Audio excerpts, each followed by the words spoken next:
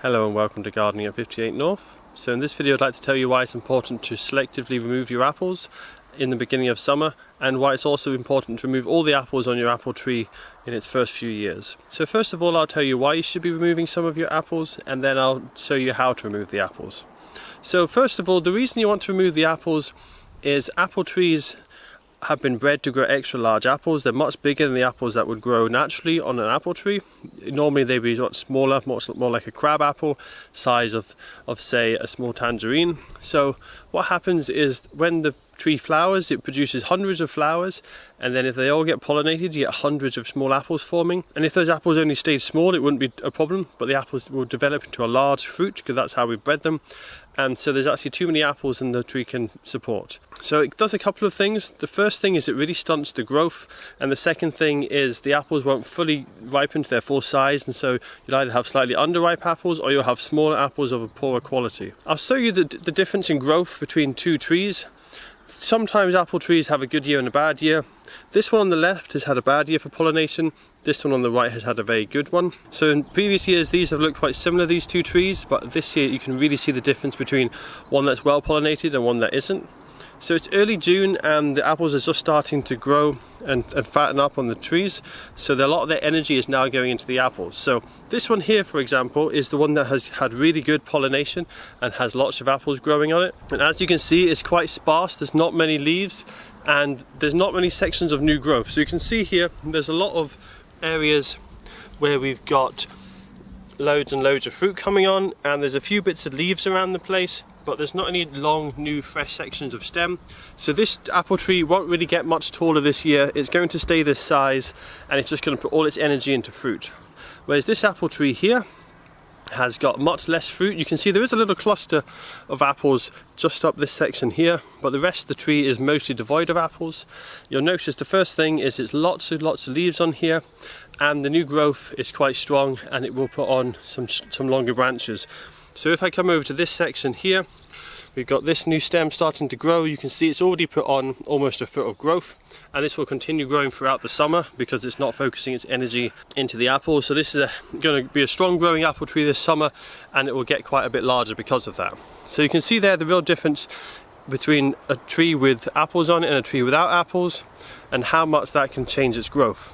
So that's very important to note when you're putting a new apple tree in, and you really want it to grow into a large tree in a short time, and you don't want it to stay small and stunted. So this is a small apple tree that is probably only about 4 or 5 years old, and this one we haven't allowed to fruit, because if we allowed this to fruit and we left the apples on there, it would stay around this size for several years. It would eventually get to its full size, but it would just take a lot longer.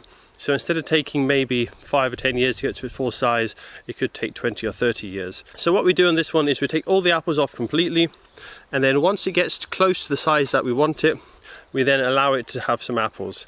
Now once it's getting maybe halfway to the size we want it, we might let it have 2 or 3 apples. It depends on the size of the tree and its eventual size as to when you're going to start letting it have apples. But certainly the first 2 or 3 years, take off all the apples completely, let it grow into a good sized tree. Now it will also depend on what type of apple you have. So for example, these two I showed you previously, these are on a vigorous root system, so these will grow into large apple trees eventually. So the first few years we're always taking the apples off of them. But I'll show you one that's in a dwarfing rootstock, which is actually older than these trees, but it's much smaller because of that dwarfing rootstock and because we never take the apples off it completely. So this apple tree here is on a dwarfing rootstock. The other apple trees are about 7 or 8 years old. This one's about 10 years old, and you can see it's a much smaller plant because of that dwarfing rootstock, but also because we never took the apples off when we first planted it. The reason being, this was always going to be a small tree. It's never going to get large, so there's no point taking all the apples off. You're not going to get a bigger tree doing that. You might get a little bit of faster growth, but because this one was almost at its full size when we got it, and it's never going to get much bigger, there's no point taking the apples off each year. So you can see here, a very small tree, has got a lot of fruit set.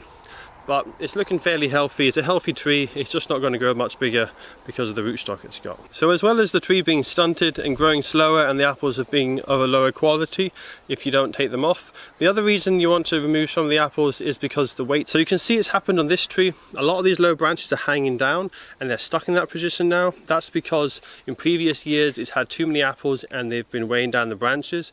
In fact, we've even been supporting them with sticks to try and hold them up. And this is an apple that we've actually done thinning on as well. So if we had left all the apples on it, there's actually a risk that some apple varieties, if they're particularly large apples and it has been a good year for apples pollination set, then they can actually snap their branches off. So I'll go ahead now and I'll show you how to thin the apples out and what you're looking for as you're thinning them out. So I'm going to be using this young apple tree as an example. I'm going to be showing you how to thin out the apples. So what you're wanting to do is you want to wait until around May or June. Basically you want to wait until you know the fruit has been pollinated and the apples are starting to swell up.